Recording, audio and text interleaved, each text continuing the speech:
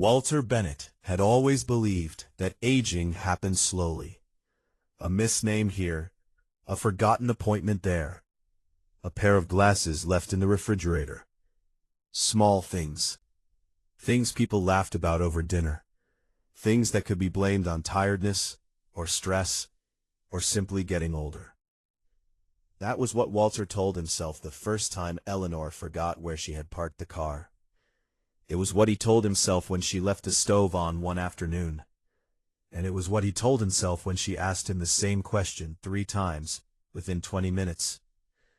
Walter had been married to Eleanor for more than 50 years. He knew the rhythm of her moods. He knew when she was worried even before she admitted it. He knew when she was pretending to be fine. And lately, Eleanor was pretending more often. She would pause in the middle of her room as though she had forgotten why she entered. Sometimes she stared at family photographs longer than usual. Other times she woke before sunrise and sat silently by the bedroom window. Walter always asked the same question. "Are you all right?" And Eleanor always gave the same answer. "I'm fine." Walter wanted to believe her. Then Daniel came for dinner. Sarah arrived first. She walked through the front door carrying dessert, while Walter complained that she always brought too much food. 10 minutes later, Daniel Brooks arrived. He had been part of the family for years. Daniel helped Walter fix things around the house. He drove Eleanor to appointments when Walter couldn't. He remembered birthdays. He never arrived empty-handed. And although Walter rarely said it aloud, he trusted Daniel. That evening, the 4 of them sat around the dining table. Sarah was telling a story about work. Daniel laughed. Eleanor had become unusually quiet. She was staring across the table. Not at Sarah, at Daniel. Daniel finally noticed. "Everything okay, Eleanor?" Eleanor's expression changed. Her eyes narrowed. Then she looked at Walter. "Who is that man?" The table went silent. Walter smiled automatically. "What do you mean?" Eleanor pointed toward Daniel. "Him." Daniel's smile disappeared. Walter waited for Eleanor to laugh. She didn't. Sarah leaned forward. "Mom, that's Daniel." Eleanor looked at Sarah, then back at Daniel. "No." Sarah's face changed. "Yes, Mom." Eleanor pushed her chair back. "Why is a stranger sitting at our table?" Daniel stood slowly. Walter reached for Eleanor's hand. "Eleanor, look at me." She did. "You know Daniel." Her breathing became faster. "No." "Yes, you do." "No." She pulled her hand away. Daniel stepped backward. "I can leave." Walter looked at him. "No." Eleanor suddenly stood. "Get him out." Sarah's eyes filled. "Mom, get him out of my house." Daniel didn't argue. He picked up his coat. Walter followed him to the hallway. "I'm sorry." Daniel shook his head. "Don't apologize." Daniel glanced toward the dining room. "How long?" Walter hesitated. "A few weeks." Daniel lowered his voice. "Maybe she should see someone." Walter nodded. "I know." Sarah remained with Eleanor that night. Daniel left alone. By morning, Eleanor remembered everything. At least she said she did. When Walter asked about dinner, she looked embarrassed. "I don't know what happened." "You didn't recognize Daniel." "I know who Daniel is." "You didn't last night." Eleanor rubbed her temples. "I was tired." Walter didn't argue. But 2 days later something worse happened. Daniel stopped by to return a toolbox. Eleanor opened the door.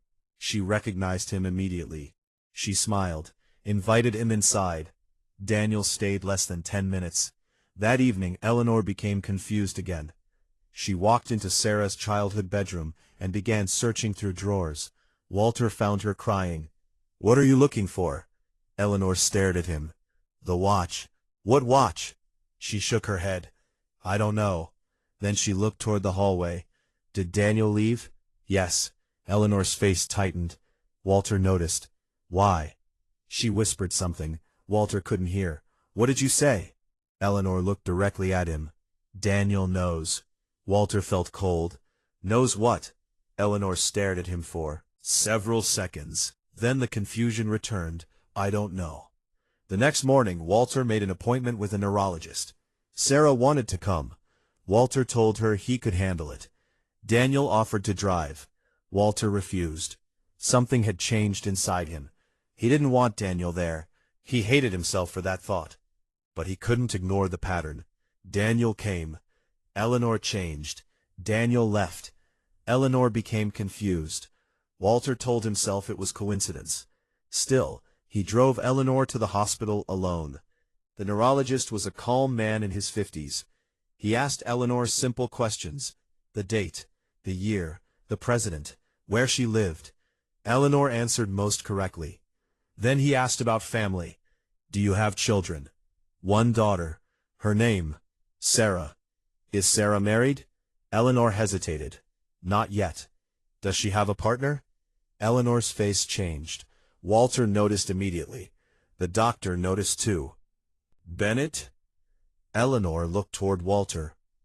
I'd like to go home. The doctor nodded. Of course. He completed several other tests, then asked Eleanor to wait with a nurse. Mr. Bennett, could I speak with you in the hallway? Walter followed him out. The doctor closed the door. Walter immediately asked, Is it dementia? The doctor didn't answer directly. It's too early to say. Walter swallowed. What does that mean? It means there are several possibilities. Walter waited. The doctor opened his notes. You mentioned 3 serious episodes. Yes. When did they happen? Walter explained. The dinner, the toolbox, the evening confusion. The doctor looked down. Daniel Brooks was present before all 3? Walter's stomach tightened. Yes. Who is Daniel? My daughter's partner. How long has your wife known him? Years. Does she usually trust him? Completely. The doctor looked toward Eleanor's room, then lowered his voice. Mr. Bennett, until we understand what's causing these episodes, I want you to keep your wife away from Daniel Brooks. Walter stared at him. What? At least temporarily. Why? I'm not saying Daniel is doing anything wrong. Then why would I keep her away from him? Because something about his presence appears connected to these episodes. Walter's jaw tightened. You think he's causing them? I think there is a trigger. Walter stared at the door. The doctor continued. It may be emotional. It may be environmental. It may be something associated with him. But until we know, reducing exposure could help us understand the pattern. Walter barely heard the rest. One sentence remained. Keep her away from Daniel. On the drive home, Eleanor asked why Walter was quiet. He forced a smile. Just thinking. About what? Nothing important. Eleanor looked out the window. Walter gripped the steering wheel tighter. For the first time, since Daniel had entered their lives, Walter began remembering things differently. Daniel bringing Eleanor tea. Daniel driving her to the pharmacy. Daniel helping with her phone. Daniel sitting alone with her in the living room. Daniel knowing where she kept medication. Daniel knowing which bank they used. Daniel knowing where Walter stored important documents. Every innocent memory suddenly had another possible meaning. Walter hated himself for it. But fear rarely asks permission before changing the way we see people. That evening, Sarah called. What did the doctor say? More tests. Too early to know. Daniel wants to come by tomorrow. Walter's answer came too quickly. No. Sarah paused. Why? Your mother needs rest. He was just going to bring soup. I said no. Silence. Sarah finally asked, Dad, what's going on? Nothing. You sound strange. Walter softened his voice. Let your mother rest. Sarah didn't argue. But the next afternoon, Daniel arrived anyway. Not inside. He left a bag of groceries on the porch. Walter saw him through the window. Daniel waved. Walter did not open the door. He waited until Daniel drove away, then brought the groceries inside. Eleanor walked into the kitchen. Was that Daniel? Walter looked at her. Yes. Eleanor's expression tightened again. Did he come inside? No. Good. Walter stared at her. Why good? Eleanor looked confused. I don't know. That night Walter couldn't sleep. At 2 in the morning, he walked downstairs. The hallway light was on. Eleanor was standing in front of an old dresser. She had opened the bottom drawer. "What are you doing?" Eleanor jumped. "Nothing." Walter noticed an envelope in her hand.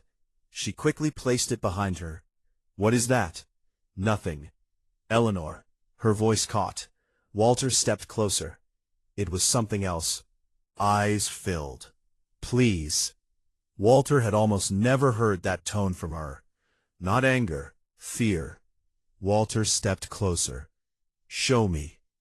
Eleanor hesitated, then handed him the envelope. Walter opened it. Inside was cash. Hundreds, then more. He counted quickly. More than $7,000. Walter stared at Eleanor. "Why do you have this?" She didn't answer. He looked at the front of the envelope. One word was written there. Walter's heart began pounding. He held it up. "Why is Daniel's name on this?" Eleanor looked toward the staircase. "Walter, what is this money for?" "I can explain." "Then explain." Eleanor closed her eyes. "I promised I wouldn't." "Promised who?" Silence. "Daniel?" She said nothing. Walter felt anger rising beneath fear. "Has Daniel asked you for money?" "No." "Did he tell you to hide this?" "No." "Have you been giving him money?" "No." "Then what is it?" Eleanor began crying. Walter lowered his voice. "Eleanor, I need the truth." She whispered. "He won't take it." Walter stopped. "What?" "He won't take the money." Walter stared. "Why are you trying to give Daniel $7,000? Eleanor shook her head. "It isn't enough." "Enough for what?" She looked at Walter. For one brief second, her eyes were perfectly clear. "Sarah." Walter froze. "What does Sarah have to do with this?" Eleanor pressed both hands against her face. Then the confusion returned. "I'm tired." Walter stepped closer. "No. Please." "Eleanor, you just said Sarah." She looked at him as though she didn't understand. Stared at the envelope. Daniel, cash, Sarah. The doctor's warning. The next morning, Walter called Sarah. He didn't tell her about the money. He asked only one question. "Has Daniel ever borrowed money from you?" Sarah sounded offended. "What?" "Just answer." "No." "Has he ever asked your mother for money?" "Dad, no." "You're sure?" "Yes." "Why are you asking?" Walter ended the call. He hated what he was becoming. But then, 3 days later, he followed Eleanor. She had told him she was going to the pharmacy. Instead, she drove downtown. Walter stayed several cars behind. Eleanor parked outside a law office. 10 minutes later, Daniel arrived. Walter watched from across the street. Daniel opened the door for Eleanor. They went inside together. 45 minutes later, they came out. Daniel hugged Eleanor, not romantically, not secretly, but with familiarity, with trust. Walter felt betrayed anyway. The following week, it happened again. This time, Eleanor went to a bank. Daniel met her there. Walter sat in his car, watching them through the glass. A bank employee led them into a private office. Walter's hands tightened around the steering wheel. The doctor's words returned. Keep her away from Daniel. The hidden cash, the secret meetings, the lawyer, the bank. Walter finally admitted the thought he had been refusing to name. What if Daniel was taking advantage of Eleanor? What if her confusion had made her vulnerable? And what if the man Walter had welcomed into his family was slowly convincing his wife to give him money? Walter drove home before they saw him. That night, when Daniel called, Walter answered. "Walter?" "Yes." "Can we talk?" "No." Daniel paused. "Is something wrong?" Walter's voice became cold. "You stay away from my wife." Silence. Then Daniel asked, "What?" "You heard me." "Walter, I think you should let me explain." "You stay away from Eleanor." Daniel didn't argue. That frightened Walter more than anything. Daniel simply said, "If that's what you want." Walter ended the call. For several minutes he sat in darkness. He expected relief. Instead, he felt something worse. The feeling that he had just made a decision without understanding the story behind it. Sarah arrived at the Bennett house the following morning. She didn't knock. She walked straight into the living room and found Walter sitting alone. "Why did you tell Daniel to stay away from Mom?" Walter looked at her. "He told you?" "Of course he told me." Walter stood. "This is between me and Daniel." "No, Dad." Sarah's voice hardened. "This involves Mom, and Daniel, and me." Walter looked toward the hallway. Eleanor was upstairs resting. Sarah lowered her voice. "What happened?" Walter didn't answer. Sarah stared at him. "Did Daniel do something?" Walter thought about the doctor, the money, the lawyer, the bank. "I don't know yet." Sarah stepped backward. "You don't know?" "I saw things." "What things?" Walter remained silent. Sarah's eyes narrowed. "You're accusing him of something without even telling me what it is." "I'm trying to protect your mother." "From Daniel?" Walter looked away. Sarah's face changed. "You actually think Daniel would hurt her?" "I didn't say that." "You didn't have to." Walter finally told her about the doctor.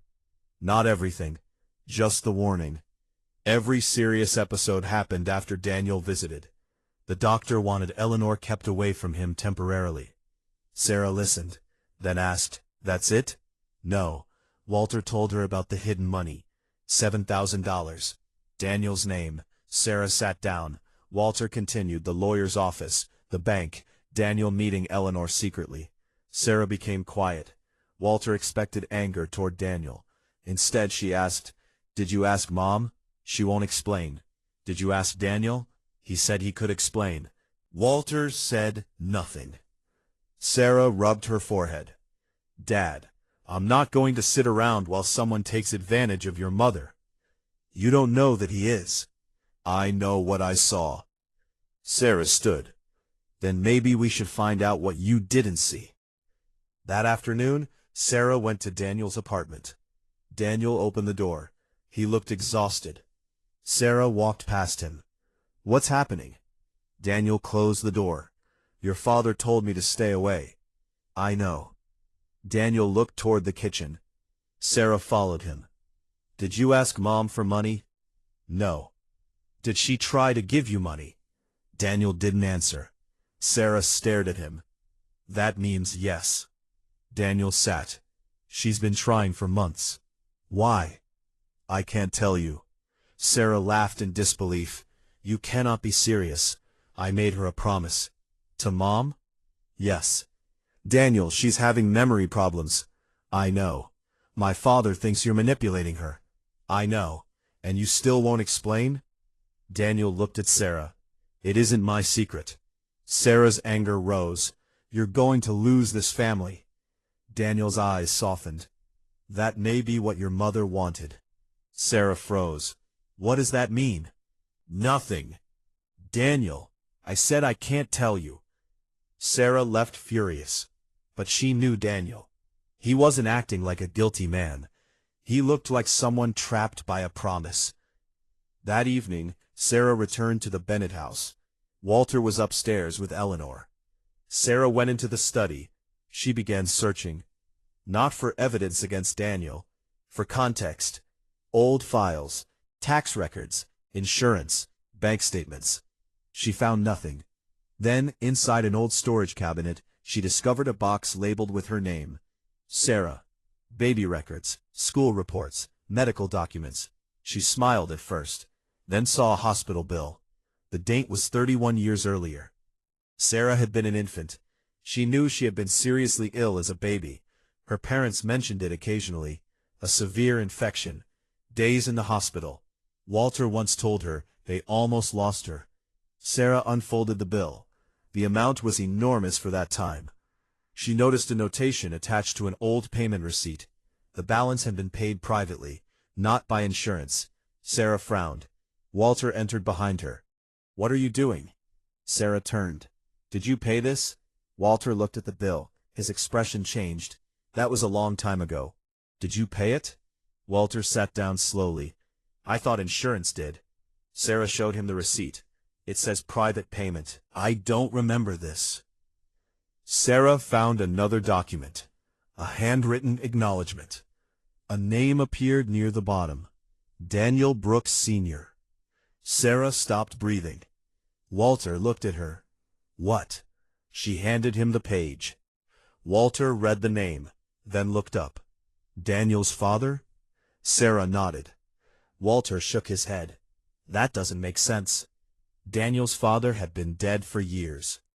Walter had met him only a few times, or at least that was what he remembered. Sarah looked through more papers. Another receipt, another transfer, same period, same name. Daniel Brooks, Sr. Walter sat motionless. Then Eleanor appeared in the doorway. She saw the papers. Her face went pale. "You found them." Walter stood. "What is this?" Eleanor walked into the room. Sarah held the hospital bill. "Mom, did Daniel's father pay for my treatment?" Eleanor began crying. Walter stared. "Eleanor." She sat. For several seconds she said nothing. Then she whispered, "Yes." Walter looked at the bill again. "How?" Eleanor wiped her face. "When Sarah got sick, we were already behind on everything." Walter remembered. His business partnership had collapsed that year. They had borrowed against the house. Credit cards were maxed. Then Sarah became ill.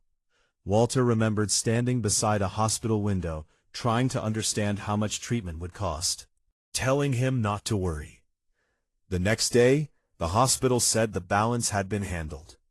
Walter believed insurance had approved an emergency claim. He never questioned it.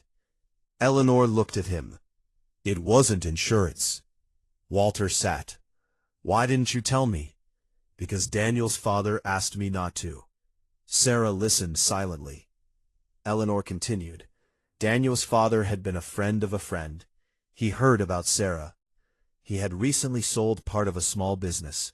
He had money available. He went to the hospital, paid the balance, then told Eleanor one thing: "Don't tell Walter." Walter's eyes filled with disbelief. "Why?" "He knew you." Walter looked confused. "He said you'd refuse." Walter almost smiled despite everything. He would have. Eleanor continued. "He said a child shouldn't suffer because her parents were proud." Sarah looked down. Walter's voice softened. "How much?" Eleanor gave the amount. Walter inhaled sharply. It was far more than he expected. "And we never paid him back?" "No." "Why not?" "I tried." Eleanor looked toward Sarah. "He refused." Walter thought about the hidden envelope. $7,000. Daniel's name. "You've been trying to repay Daniel?" Eleanor nodded. "Yes." Sarah whispered, "That's what the money was." Eleanor looked ashamed. Walter felt the first wall of suspicion collapse. But not all of it. "What about the lawyer?" Eleanor hesitated. Sarah leaned closer. "Mom," Eleanor explained. "She wanted to put money into a trust for Daniel. If he wouldn't accept cash, she thought perhaps she could leave something legally. Daniel found out. He went with her to the lawyer to stop it." Walter's face changed. "The bank?" Eleanor nodded. "She tried to transfer money into an account connected to him." Sarah spoke. "Daniel stopped it?" "Yes." Walter closed his eyes. Every scene he had interpreted as manipulation had been the opposite. Daniel wasn't taking money. He was trying to stop Eleanor from giving it away. Walter felt ashamed. But one question remained. The doctor's warning. Eleanor's episodes. Every serious episode after Daniel appeared.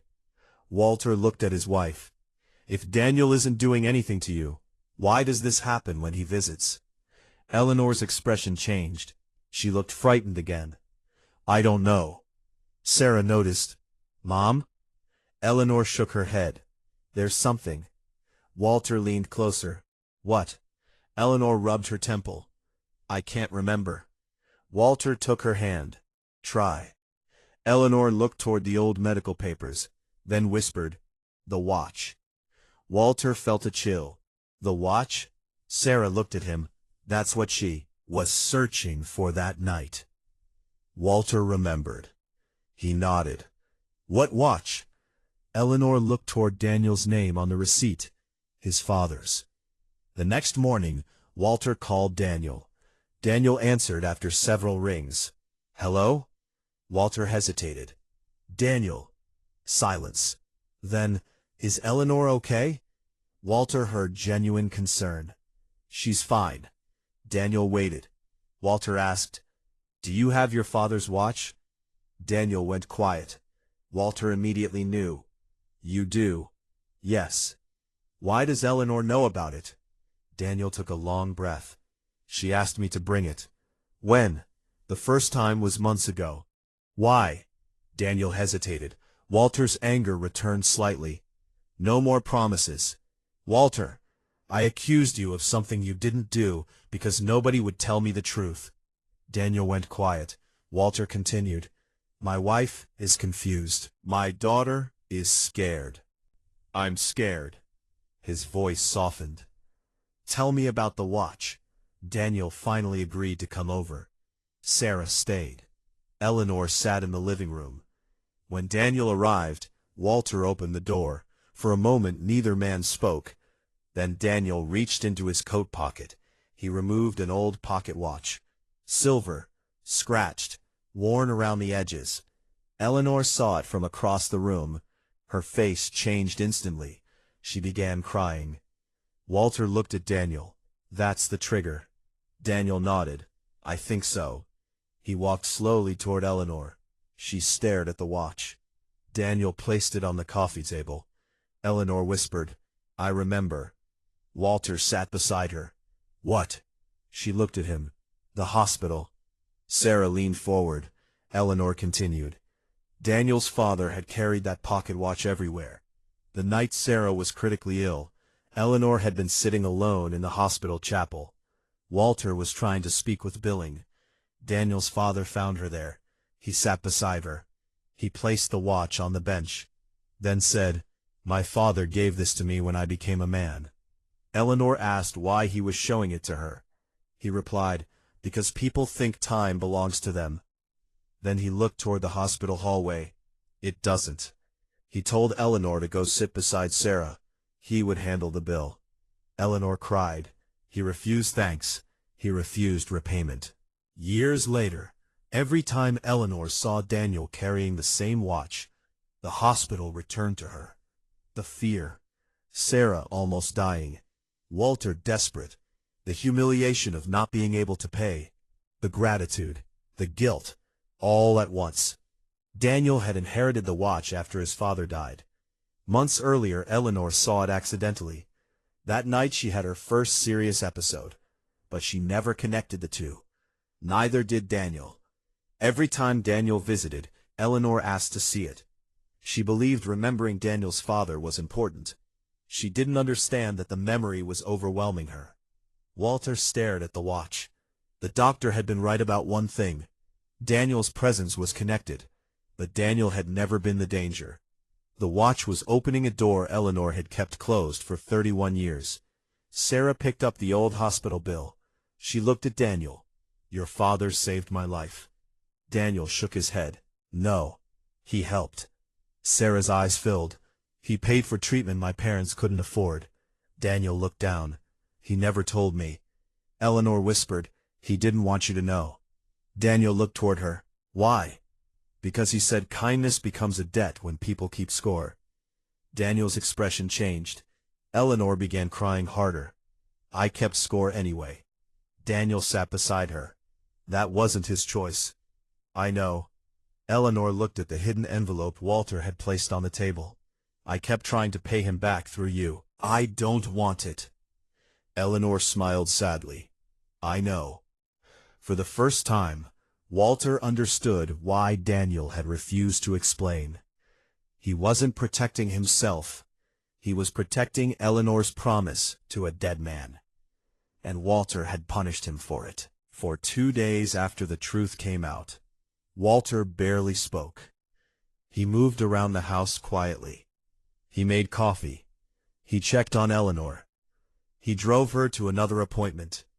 He listened while the neurologist explained that emotionally powerful memories could become intertwined with episodes of confusion. The doctor never claimed Daniel had caused Eleanor's condition. Walter realized now that he had heard only the part he feared most. Keep her away from Daniel. He had turned a temporary medical precaution into an accusation. The doctor looked at Walter.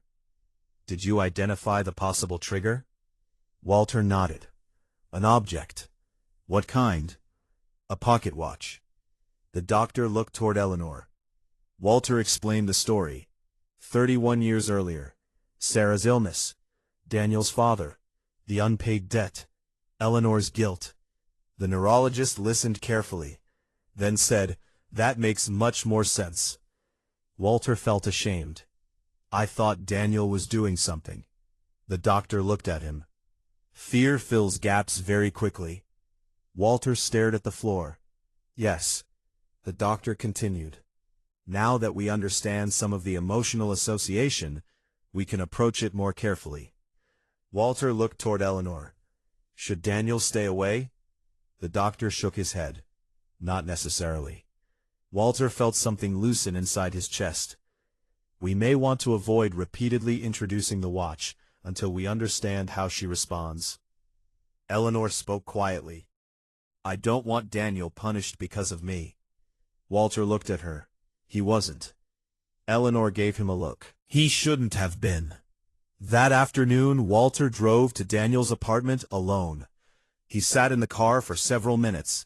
He had rehearsed what he wanted to say. Nothing sounded right. He eventually walked to the door. Knocked. Daniel opened it. He looked surprised. Walter. Walter stood there. No folder, no accusation, no explanation. Just an old man who had made a mistake. Daniel stepped aside. "You want to come in?" Walter shook his head. "Not yet." Daniel waited. Walter looked directly at him. "I was wrong." Daniel's expression softened. "You were scared." Walter shook his head. "That explains it." He paused. "It doesn't excuse it." Daniel said nothing. Walter continued. "I watched you care for my family for years." His voice began to shake. "You showed up when I needed help. You drove Eleanor.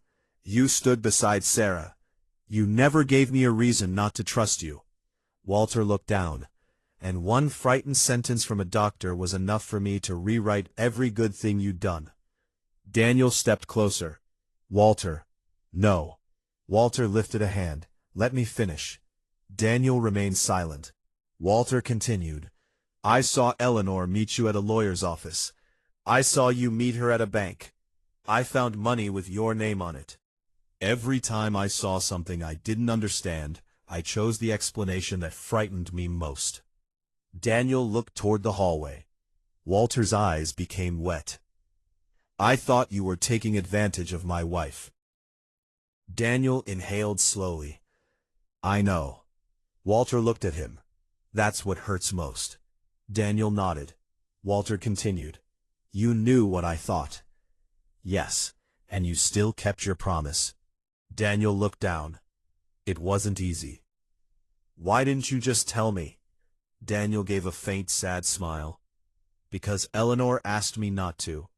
Walter almost laughed. "You're as stubborn as your father." Daniel smiled. "So I've been told." Walter became serious again. "I owe you an apology." Daniel shook his head. "You gave it." "No." Walter looked toward him. "I owe you more than words." Daniel's face changed. "Don't offer me money." For the first time in days, Walter laughed. A real laugh. Daniel smiled too. Walter said, "I understand why you won't take it." Daniel nodded. "My father would haunt me." Walter looked down. "He sounds like a good man." He was. Walter swallowed. "I wish I'd known him better." Daniel leaned against the doorway. "He probably would have liked you." Walter raised an eyebrow. You're both terrible at accepting help. Walter smiled faintly. Then he reached out his hand. Daniel looked at it. Instead of shaking it, he stepped forward and hugged Walter. Walter froze, then slowly hugged him back. When Walter returned home, Sarah was sitting with Eleanor. The old pocket watch rested on the coffee table. Walter stopped. "You brought it out again?" Eleanor nodded. Sarah looked nervous. Mom asked. Walter sat. Eleanor picked up the watch. Her hand trembled. But she did not panic. She looked at the scratched metal, then at Walter. "I remember the chapel." Walter stayed quiet. "I remember thinking Sarah was going to die." Sarah's eyes filled. Eleanor continued. "I remember being angry at you." Walter looked surprised. "At me?" "You kept telling me everything would be okay." Walter gave a sad smile. "I didn't know what else to say. I hated you for saying it." Walter nodded. "I probably would have hated me too." Eleanor smiled, then looked at Sarah. "I was terrified." Sarah moved closer. "I know." "No." Eleanor shook her head. "You can't know." She held Sarah's hand. "There are things parents never tell their children, because we don't want them carrying memories they were too young to have." Sarah began crying. Eleanor continued. "You were so small. The machines were bigger than you. I kept thinking I was going to leave that hospital without my daughter." Walter looked away. Even after 31 years, the memory hurt. Eleanor looked at the watch. Then Daniel's father came. He didn't make a speech. He didn't ask for anything. He just fixed one problem we couldn't fix. Walter whispered, "And you spent 31 years trying to repay him." Eleanor nodded. "I thought gratitude meant I owed him." Sarah squeezed her hand. "What if gratitude just means remembering?" Eleanor looked at her daughter. Sarah continued. "What if you don't have to pay anyone back? What if we just remember what he did and do something good for someone else?" Walter looked toward Sarah. Eleanor's expression softened. "What do you mean?" Sarah had already been thinking. She suggested creating a small emergency fund through the local hospital. Not named after the Bennetts. Not named after Daniel's father. No publicity. No plaque. No family story printed anywhere. Just money available for a family who suddenly found themselves sitting in a hospital room, unable to understand how they would pay. Walter looked toward Daniel, who had arrived with Sarah earlier. Daniel immediately shook his head. "My father wouldn't want his name on anything." Sarah smiled. "Then we won't use it." Walter looked at Eleanor. "What do you think?" Eleanor held the watch. For a long moment she said nothing, then nodded. "I think that's better than an envelope of cash." Daniel smiled. "Much better." Over the following weeks, Eleanor continued medical evaluations. There were good days. There were difficult days. Some mornings, she was perfectly clear. Other times, she repeated questions. Walter stopped pretending he wasn't afraid, but he also stopped allowing fear to make decisions for him. Daniel returned to the Bennett home. At first, Walter noticed every interaction between Daniel and Eleanor. Not because he was suspicious, because he was ashamed that suspicion had ever entered the room. Then one afternoon, Walter walked into the kitchen. Daniel was making tea.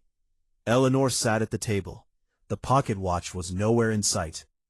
They were arguing about whether Daniel put too much sugar in tea. Eleanor said, "You always make it too sweet." Daniel replied, "You always drink it anyway." Walter stopped in the doorway. Eleanor looked toward him. "What?" Walter shook his head. "Nothing."